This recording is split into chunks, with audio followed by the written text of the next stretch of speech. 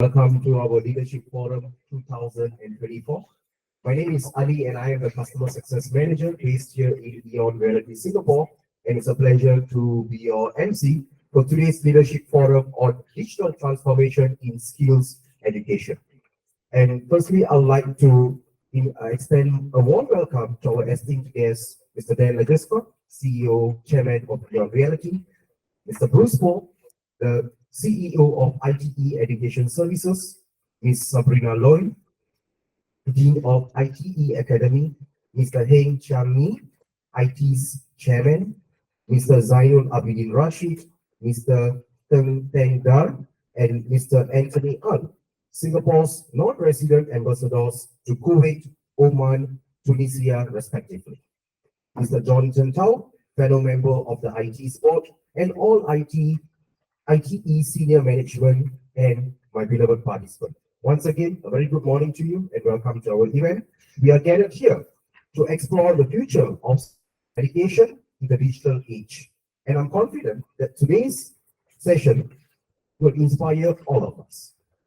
We will be having an exciting and insightful day ahead filled with thought-provoking presentations, discussions, and networking opportunities. And to start, it is my pleasure to introduce Mr. Bruce Pope, the Chief Executive Officer of ITE Education Services, who will deliver a welcome address. Mr. Bruce Pope, please.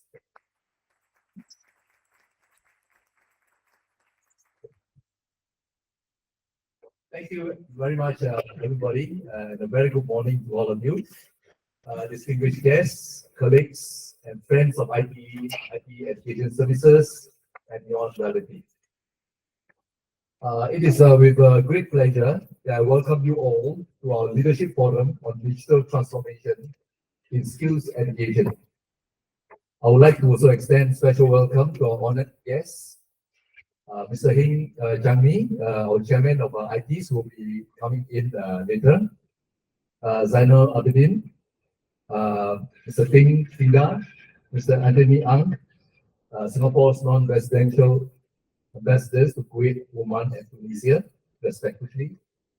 Jonathan Tong, our IT's board member and ex-ambassador to Turkey. So today, we gather at a pivotal moment, the convergence where technical and vocational education and training meets artificial intelligence educational technology. Our journey has been one of continuous growth and innovation, made possible by the unwavering support of the Singapore government and our industry partners. The Institute of Technical Education has long been a forefront of TVET, achieving significant milestones that have cemented its position as a leader in the field of TVET.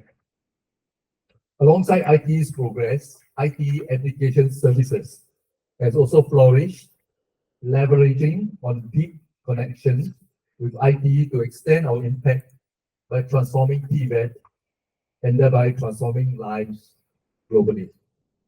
As we delve into today's discussion, we will explore how the foundations we have built over the past 3 decades will shape the future of TVET and redefine the way we learn in the years to come. The future is indeed bright, filled with possibilities that we are only beginning to imagine. I'm delighted to have such a diverse and distinguished group of participants here with us, all committed to exploring the potential of AI EdTech in revolutionizing education. Together with our technology partner, EON Reality, and its chairman, Mr. Dan Legisco, we will investigate how spatial and generative AI technologies can be harnessed to create more dynamic, innovative, and effective learning environments and course contents, both within Singapore and beyond.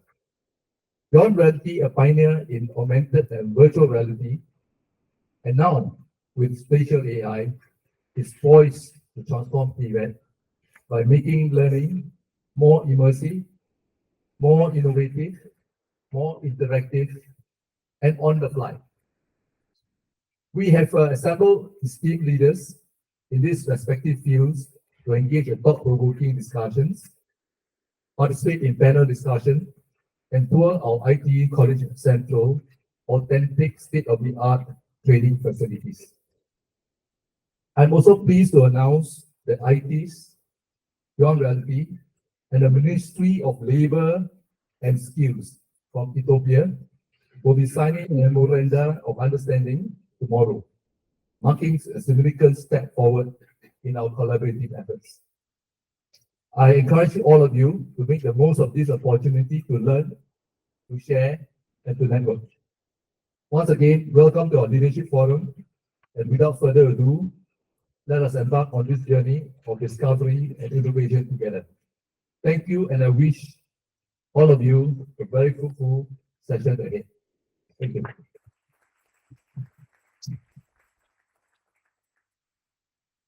Thank you so much, Mr. Paul, for setting the stage for today's discussion.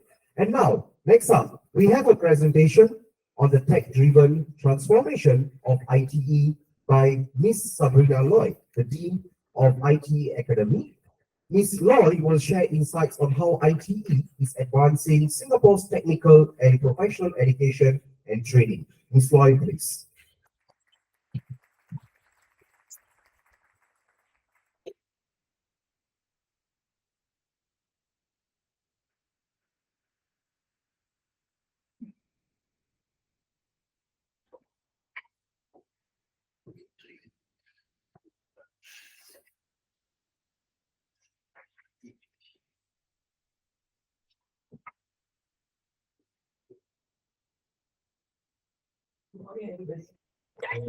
Excellencies, distinguished guests, ladies and gentlemen.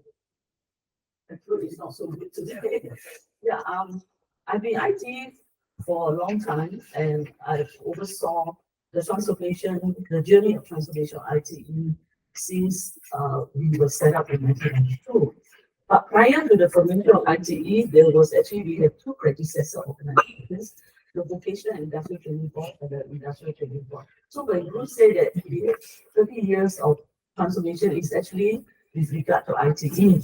But prior to that, we actually had vocational training system in Singapore. So my presentation today will be focused on tech-driven transformation IT. I'm a non-tech person, but I actually believe in tech. So I'm a user, so I will speak in a layman language. I think Dan will be very technical. So he's expert. I'm not a tech expert. I have some expert colleagues here. So in IT's journey, the tech-driven transformation ITE, how do we use tech to transform our technical professional education training system? We call it the TPEC system in Singapore. We call this the high-tech, high-touch, and high-trust TPEC system. So our education minister in the conference this year, redesigning pedagogy at the International Conference 2024, he mentioned the importance of EdTech as a way to personalize learning, as to cater to different learning needs of individuals. But most important, he said that we have to teach our learners, it's not only using the tools, but how to use it in the right amount, in providing the right content, and then with the right support from the organizations and institutions in an age-appropriate manner. So you may have tech, but tech also poses danger for young people if they are overexposed, or if they sort of access things which are not supposed to be accessed for their age. So this is actually very important. Tech, the relevancy of the situation, and then the curriculum as well as the support for them. My presentation will focus on 4 areas: the development of TPEC system in Singapore, and how do we use tech to transform the learning system, the curriculum and learning system, what are the strategic outcomes, and then how do we future-proof our TPEC system.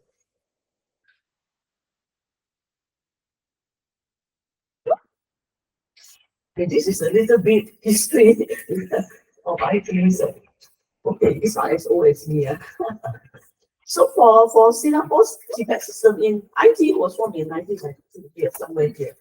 But before that, we already had the Industrial Training Board, the Vocational Industrial Training Board. And in fact, when we became independent, I would say that self-governing from the British, and then later we became independent in 1965. So these early years, we were very much survival driven. Therefore, our Tibet system was also very basic. I would say the basic infrastructure and basic progress. You look at the programs here, you know, that kind of courses. Today, many of the courses are not run anymore. And then from the 79, when the Vocational Industrial Training Board, the predecessor IT was formed, and then followed by ITE. This is a stage where we have the efficiency driven, where Singapore became more capital intensive. So there was actually some kind of advancement in our Tibet programs, and we started to introduce really higher level type of skills training programs. This was also a time when we expanded our skills certification system. From the year 2002, this is also the period from mid-1990s when the ITE was formed. We also embarked on 5-yearly transformation roadmaps. This actually gave us some focus, you know, for change in terms of our campuses, in terms of the way our teaching and learning are delivered, as well as how we develop our staff and students. And then from the year 2000 and the next 10 years, it was very much ability-based. Ability-based means we started to diversify our programs to meet industry needs as well as to cater to the diverse learning needs of students. Prior to that, most of our programs were very like dense, you know, like electrical engineering, mechanical engineering, business administration. They were very broad-based, you know, math programs. But we started to have specialization to meet different needs of industry. So there's always a tussle, you know, when it comes to Tibet, whether you offer broad-based or you offer deep skills. So, but in the early years, you have to have broad-based, then after that you go deep. And from the year 2010 to 2019, the 10 years, that was also the 2015, the government decided to focus on applied learning because Singapore, you know, I think some of you from Asian countries, Tibet is not really well regarded. Tibet is considered second class compared with academic education. Therefore, we really have to sort of scale up and then do a very big, what we call movement, we call it the skills future movement in Singapore. That is across the nation, we try to encourage young people that applied learning, skills education, actually, they're very important, you know, for your future skills and your future careers, as well as the workforce. So therefore, that was also a time when we introduced a lot of AR. We built 3 new campuses, colleges, and we introduced a lot of technology into our teaching and learning. And then, of course, post-COVID, we all know we have to accelerate, we have to run fast, you know. So whatever we do, we have to be very adaptive, agile, you know, so that we can be ready for the future. So in terms of that, I just go a little bit, some details on our transformation during the build stage. You see the build stage is at 40 years, you know. So some of you will think that Tibet, you can be overnight, and if you look at IT, it's not overnight transformation. It is actually 40 years of building the infrastructure, the programs, and then also the skills certification system. So the next 20 years is actually we expanded, diversified programs, as well as we started to have very strong partnerships in industry. I think prior to that, when we had very basic training programs, to be very frank, most of the companies not interested to partner us. It's only when we built the colleges, the current colleges of the future, that they look at, this is a new thing happening, you know. In fact, when we built, and those Singaporeans who are here, you know that when we built the colleges, some of them thought that it was a country club, you know. You know, when they like us, they thought, it's some country club, new country club happening. We have swimming pool, you have running tracks, you know. So it looked actually very nice and very compared with the old institutes and campuses we have. So during this stage, the next 20 years when we grew, we actually expanded our programs to meet economic industry needs. We have very strong partnership with industry, and then we consolidated 10 campuses into 3 mega colleges, and you will be seeing one in the afternoon. And of course, most important, I think earlier on I mentioned that Tibet is not well regarded compared with academic education. So we had to rebrand TPED as well as rebrand IT in tandem with the changes. So we have to tell it is actually a lot of effort. I think if you've seen, if you observe IT, we have actually quite a lot of consistent messaging as well as the students, the potential students. So we do a lot of marketing promotion as well as spreading the programs. Then, of course, during the accelerate stage today, we really have to integrate. In fact, every course has some kind of digital or IT curriculum embedded in the programs. So even our marketing in the past, you talk about retail sales and you go to the store, you go to the physical store, but today everything is online, online marketing. So our students also have to learn e-commerce. It's totally transformed, even for business. So that, and because of technology, we are able to personalize our training for students and their experiences, and so that we can also put some of the programs online 24/7, and they can actually access the materials anytime, anywhere. Okay, a little bit about IT, in case you don't know.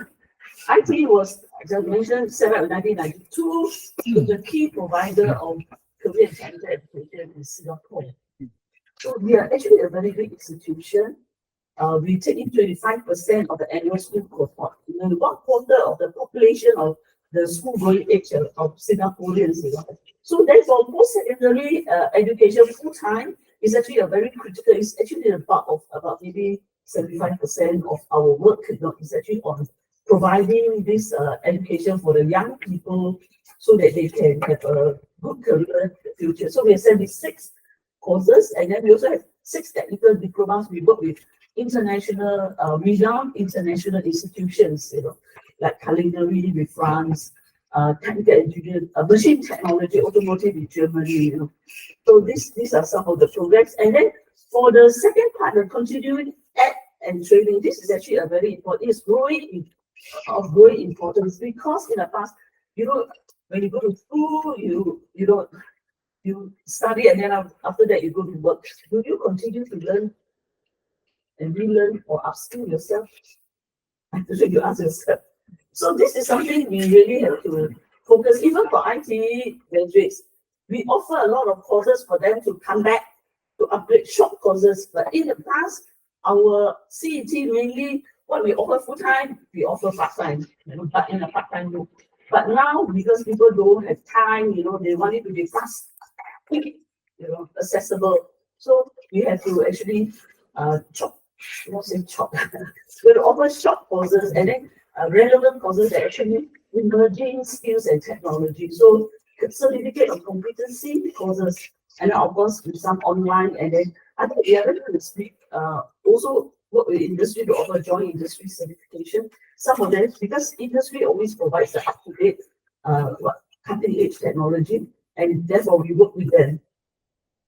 Career transition programs are because during like COVID, for example, and because of the rapid changes in technology and skills, some industry actually just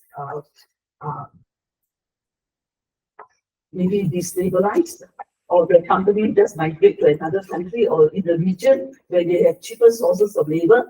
Therefore, we actually have to work. And in fact, fintech, the bankers, a lot of bankers also ran out of job, when fintech came into the picture. So because of that, we have to offer some career conversion, transition programs to the workforce of Singapore. So the third time, the workplace training, this is actually when we work industry as co-training partners to offer ITE certificate programs or work study programs where they are the co-training partners. That means they jointly develop the curriculum with us. They also offer the training with us. So from 5 in 2018, today we have 42 work study diplomas, which is like the German system, the German and Swiss system. So this work study diploma, in fact, to be very frank, it's not so easy to work because Singapore doesn't have a culture of workplace learning or dual or apprenticeship. It's not, working is seen as not so glamorous or not so good. So because of that, we really have to do a lot of promotion, work with the national agencies to promote these work study programs. But we are very happy that because in Singapore, we also have some, Singapore has some I will say controllers, certain policies on import of labor, import of talent. So therefore, I think they have certain quota, and because of that, companies are more willing to actually build up the core Singaporean workforce. So they're willing to work with us because it's the future pipeline. Otherwise, where are they going to get skilled workers? So right now we have 42 post-study diplomas with companies, 70% on the job and 30% on campus, 1 day a week. Yeah, of course, approved training centers they run our IT courses like apprenticeship staff, and they get the IT certificate, national certificate. They're certified on the job. We sub courses they work, they offer for their employees. Train the trainer is just in the German. I think it's very important you know that full-time maybe we can afford to train our people, we can afford to give training. Like for example, all our teachers at IT need to go to a 6-month pedagogic program. But what about industry? We run all these programs in industry. We want to ensure that their trainers are also qualified, that they all are able to coach, mentor, and develop OJT in the company. So therefore, we also offer TTT, the programs for industry traders. I mentioned earlier that ITE's philosophy is training high tech, high touch, high trust. What do you mean by this? Because it undergirds all our programs and services. High tech, you know, is quite clear. High tech teaching and learning, as well as the upgrading of our staff. I think we always believe in upgrading the staff. Very important. If the staff are not high tech, are not up to date, not relevant, then we cannot offer high tech training for students. High touch actually is very important because our students, 25%, quite a big chunk of them are also from lower social economic background. Therefore, we have to actually also be mindful of their social emotional support and needs. So this is actually one area where we have a very high focus. In fact, many of our lectures are highly actually praised by the students. But after they leave IT, they attribute their success to the quality and caring teachers they have, lecturers. Then high trust, of course, we have a very robust quality assurance system. In fact, we also adopt this organizational excellence, where we ensure that whatever we do is of standard, they are integrated and linked so that we achieve sustainable outcomes.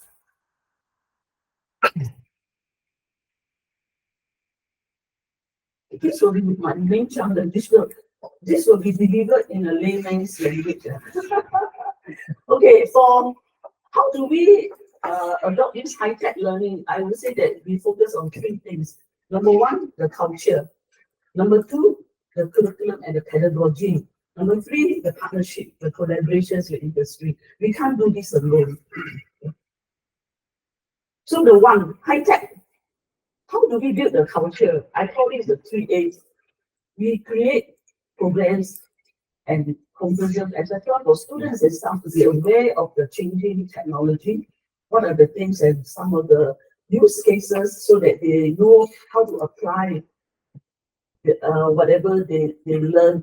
They acquire is actually we build programs that, for example, students, that we have this AI for You program, which is about 6 months, where we equip students with AI skills so they can use AI to develop solutions for industry. In fact, they work with industry.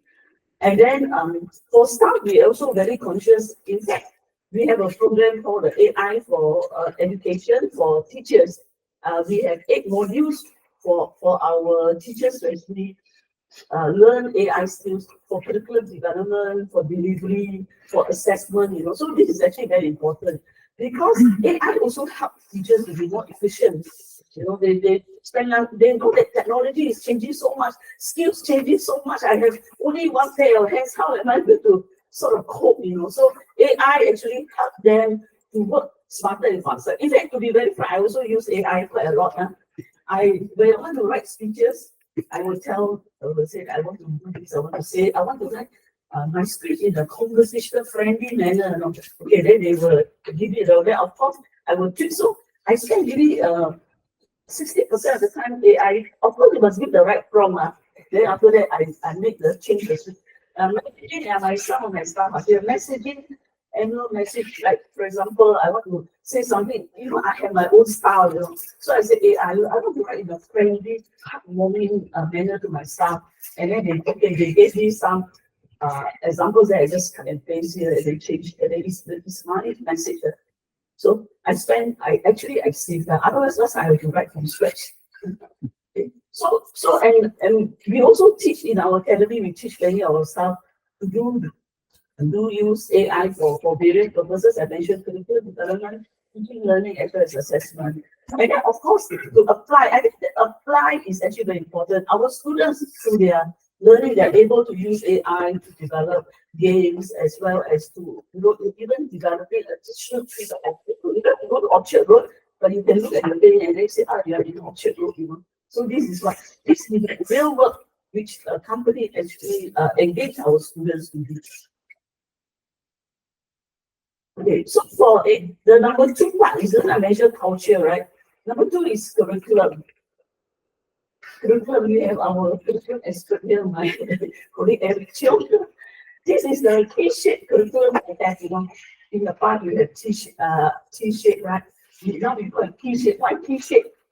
Because that all this imperative for change, the transformation of industry, digital economic transformation, and then we want to develop career-ready, world-ready, future-ready graduates. And how do we do? Because to learn skills, knowledge, and also professional attributes, this is where learning to do, learning to be, this is how we train our IT students and graduates. And how do we do it? So for IT, we have a career foundational skills. This is actually the base. So includes life skills, digital skills, AI, and sustainability skills, green skills, we call that. This is actually baseline. Every student will go through. Then we have career core skills, depending on what course you take. So your career, you have skills deepening and specialization skills. Together, besides this, the student must also go for 3 to 6 months of internship, actually 3 to 9 months of internship, so that when they learn in the campus and when they go out to work, it's quite different. As a student, maybe sometimes you have certain attitude or attributes. You're not ready for the workforce. But when they go and work in the industry, they are doing internship, they must listen to their supervisors. They must come on time, So they have to be mindful. If they are sick, then you need a medical certificate. So we're actually teaching our students to actually orienting them to the future workplace and the future needs. And they will see the real, what they learn. IT, I would say they're very high tech. And whatever we do, we try to simulate as much as possible to what the industry offers, at the real workplace. But it's nothing like going there and seeing and actually doing it yourself. So internship has become a core requirement since 2020 for IT students. And then, of course, we also have cross-disciplinary and elective modules, because some courses now you know that knowledge and skills they are not in silo. You need to actually have transversal skills and also cross-disciplinary so that you're able to apply. Then, of course, most important, we have actually started to the last 10 years or so, started to focus on career guidance. There's no point training the students if they don't work in the industry, right? Or the right industry. So this is something we try to engage our students and show them, that's why during their time in IT, we bring them to industry. Besides what they see the real work in IT, they also bring them to industry so that they're acquainted or they're familiar with what their future work will entail.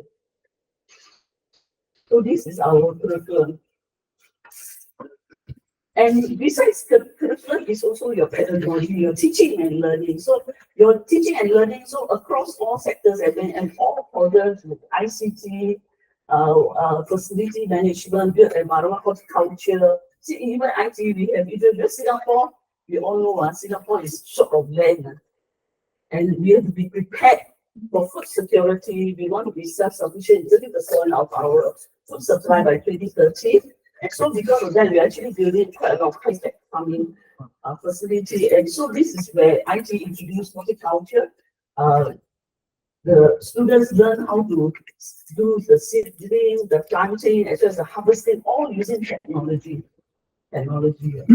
And actually the vegetable, the edible greens turn out very nice and crispy, you know. Yeah, and they actually also sell this edible greens. Microelectronics, automotive, so electric vehicle, you know, it has become very important. Therefore, we also need to introduce our students to all the latest hybrid vehicles as well as the green fuel cell technology.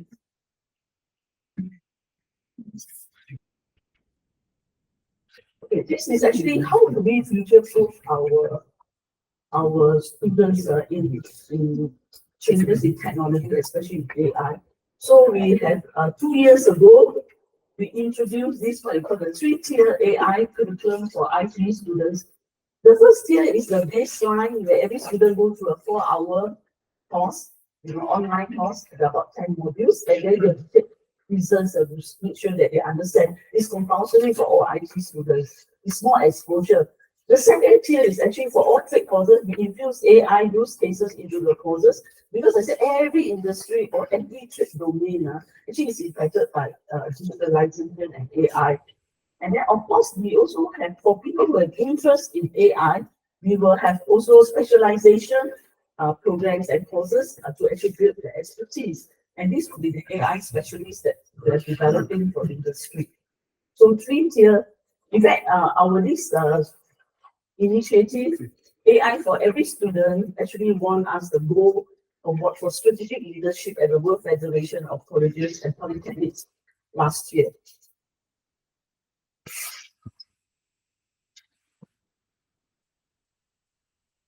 I mentioned culture, curriculum, and the third point is actually collaboration. How do we embrace technology? So for us, we rely a lot on our partners, you know, our tech partners. So you can see from it, we have also, we just name it like the other one, AWS, Amazon Web Services, NVIDIA. Then we have AI Singapore, Microsoft, Google, National Computing Society, systems, NEC, etc. They have all many AI or tech related companies are IT partners. Then how do we actually sort of work with them? Essentially, we will sign MOU with them, and then they will provide equipment, software, and even capability development for staff and students. And some of them are very good. They even provide internship for our students to work in their companies, or they even invite internship opportunities to go overseas. So this is actually very useful for students and staff capability development. They see the real thing.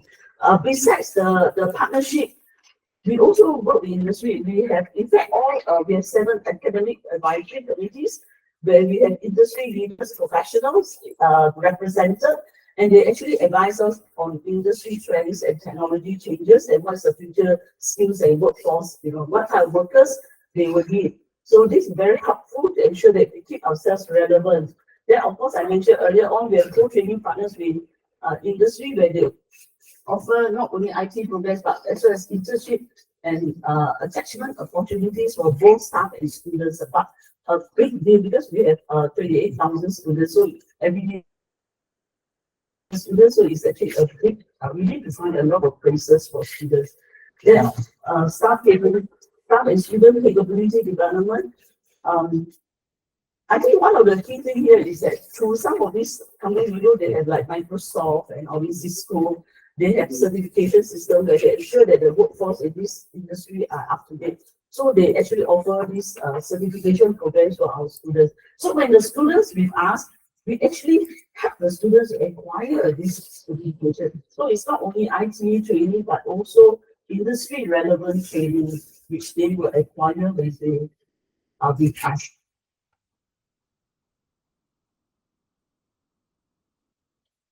Global culture, partnership. We all know that the real power of technology is that they let us learn in ways that are not otherwise possible practical. That's your. They don't become a mixed reality. You cannot imagine like our marine offshore, they cannot go to the rig, right? So they use AR and then measure. I mean, to do this, we work with EON to actually develop this facility for our students learning, and they can see the potential danger, yeah, of through this application. The strategic outcomes of all these tech-driven transformations for ITE. I would say that the outcome, I would just cluster them into two groups, for learners and for educators, our teachers. So for learners is what I call this a knowledge equity. So with knowledge, with digitalization, we make TPEC accessible anytime, anywhere.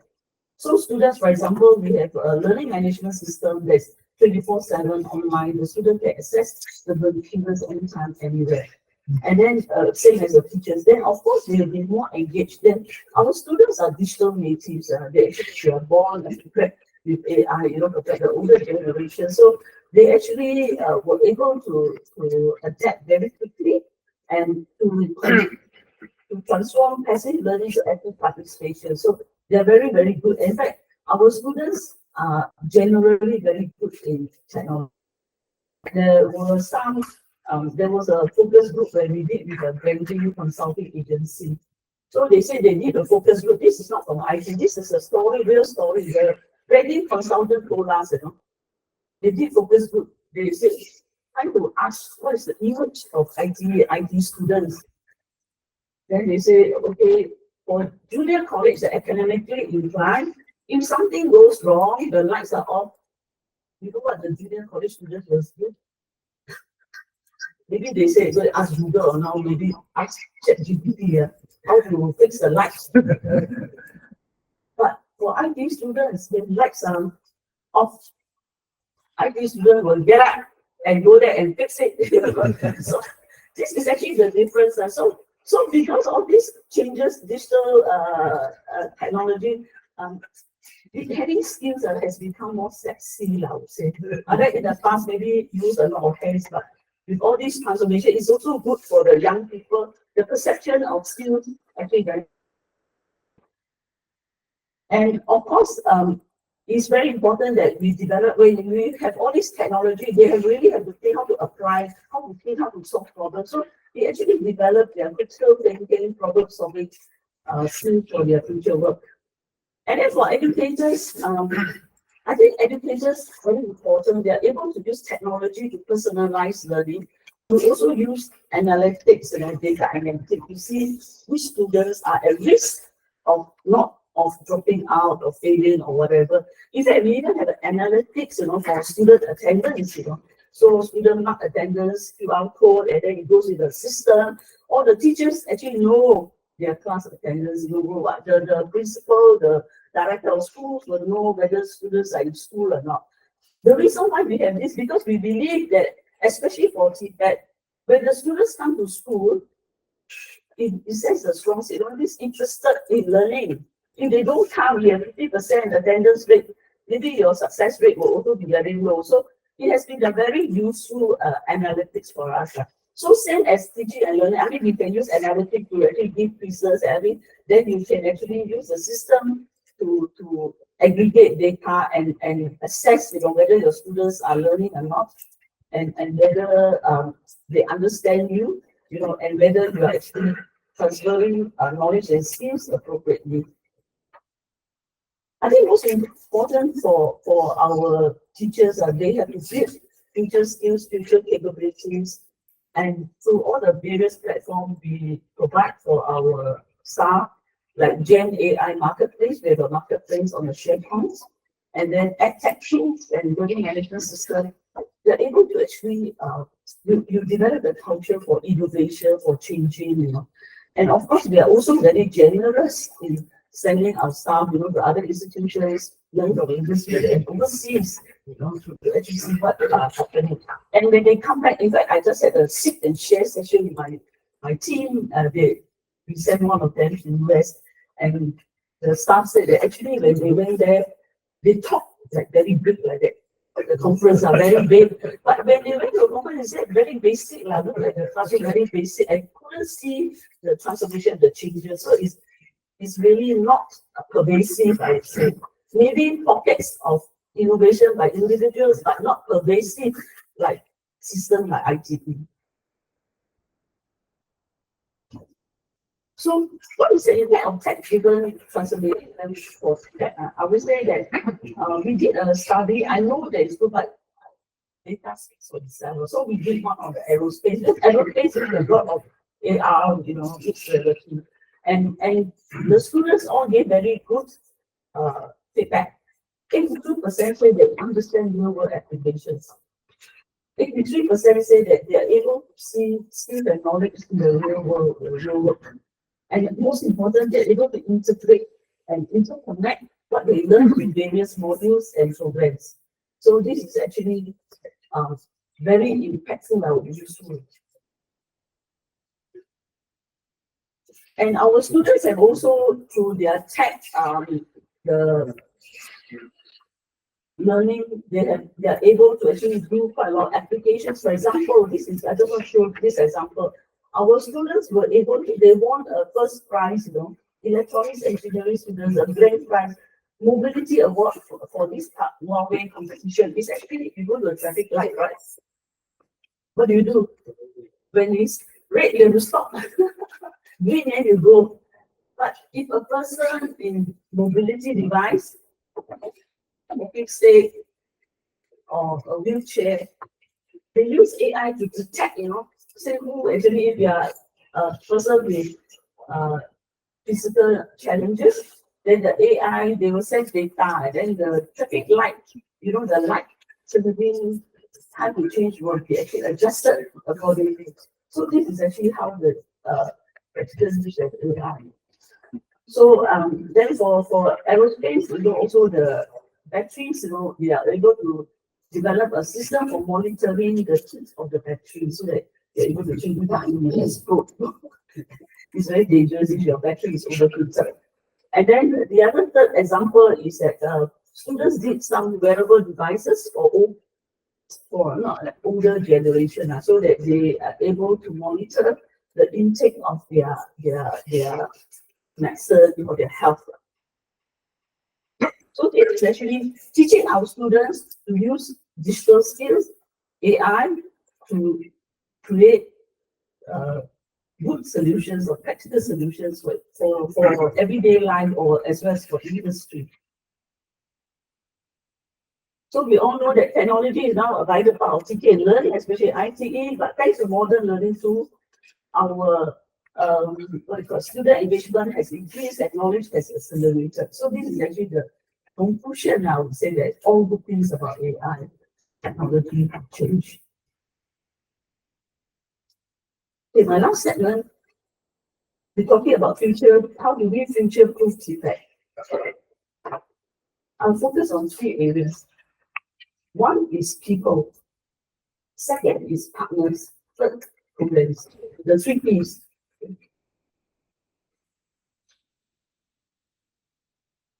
For people at the IT Academy, in fact, 5 years ago, we revamped the IT Academy. Actually, we expanded them. We used to have a HRD training under the HR division.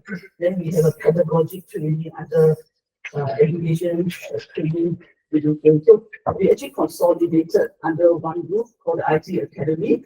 And through this one-stop learning, we're able to actually look at the future needs of staff in a holistic manner, both the non-academic leadership as well as the academic areas, the teaching and learning areas, and see what we should do and in terms of resources, so that there's a concerted line of consistent policy for staff development and capability development.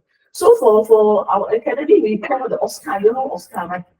Organizational and staff capability for agility and responsiveness. This is our OSCAR approach, where we have 4 broad areas. First is the leadership. I think leaders, they're the driver for change. They're people who actually very key into the organization. So we have systems thinking, and leaders in IT programs, some core programs for leaders, from the senior leaders to the junior leaders. And then we also have the very big chart is actually our TPAC development, the pedagogic training, as well as the annual training for adult learners. Professional development is things like digital skills, future skills, etc. And then organizational learning, where we, as an organization, we come together to invite industry captains, professional experts to share with us. And then now, previously we physically, now we do have some online. In fact, we can also invite. We have actually many webinars with our international partners. So we learn what they do in America, in Canada, in Australia, or in Europe. So we know that industry changes very rapidly. Some are fearful. Some can run fast. They are the early adopters, but not everybody will run fast or can run fast. So what do? What we will do is we work with our colleges, our director of school. I think some of them are here. We partner them to develop what we call the future skills roadmap.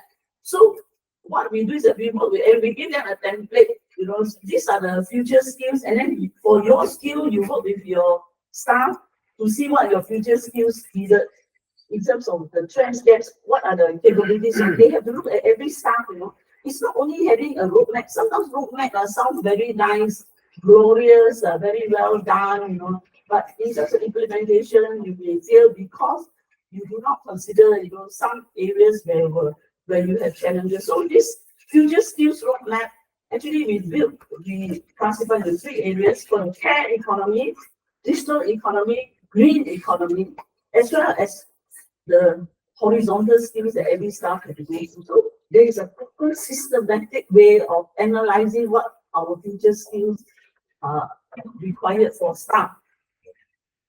And then of course, we provide them the money. So in fact, I give my money, my training budget to the colleges. So we are all happily, you know, using the money, send some, including send some overseas to learn latest technology. So through this future skills roadmap, we have both the big picture at IT level.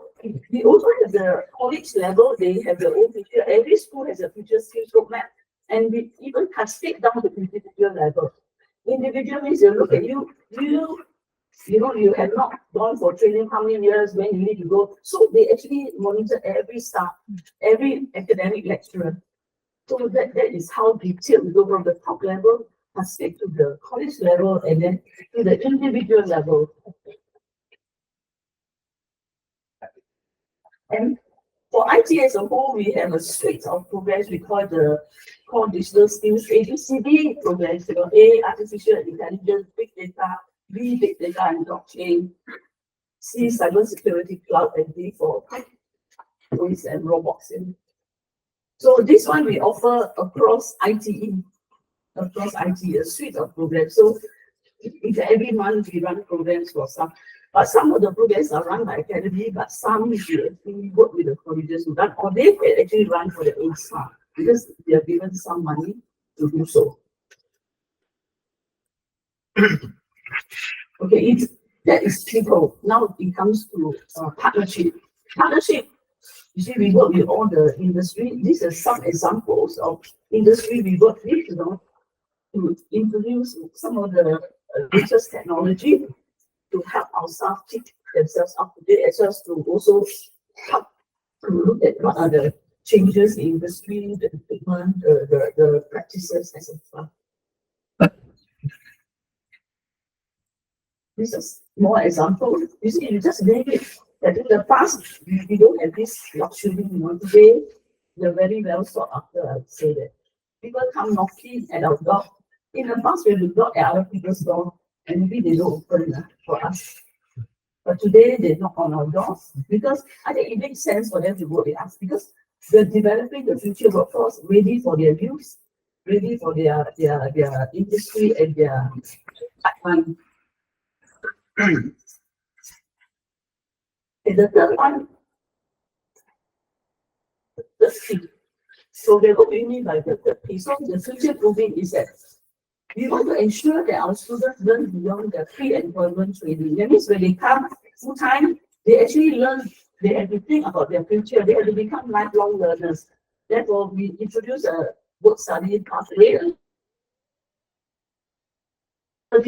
These are emerging skills, a short bite size, usually 1 to 7 days, you know, certificate of competency, industry certifications, these are real industry certifications, and also this is actually developing the future. So students should not stop at their full-time PhD learning. They should go beyond. So it's learning beyond learning beyond the classroom. In fact, we also have overseas exposure for our students. And the work study, this is just an example of 42 programs that we run in the industry. So you can see that I've mentioned from 4 in 2018 to 42 today. So it's co-creating, co-delivering with industry. The more we have the industry, the more relevant will be the future workforce. And because there's also a commitment from the industry to develop their workforce, and so that IT's programs will be relevant. If there's no commitment for industry, we may be offering programs, but it's no takers, or our people are not employed. So there's no point. So CPAC has to be relevant to the needs of industry. Of course, to empower, everything that you need the EQ, you need the IQ, but another 2Q, SQ and TQ. SQ not Singapore Airlines. So you need the skills quotient, you need the technology quotient.